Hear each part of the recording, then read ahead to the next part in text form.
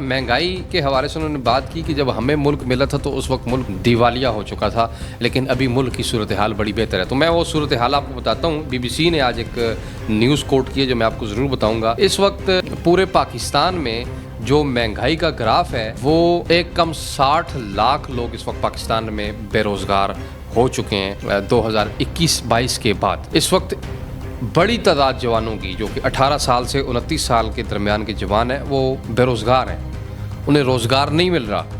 और इस तादाद में यानी ये 60 लाख की जो बेरोज़गार जवानों की तादाद है, इसमें 10 लाख वो जवान हैं कि जो हायर एजुकेशन हासिल कर चुके हैं, जिनके पास बैचलर्स की डिग्री है, MS की डिग्री है, वो जवान है 10 लाख।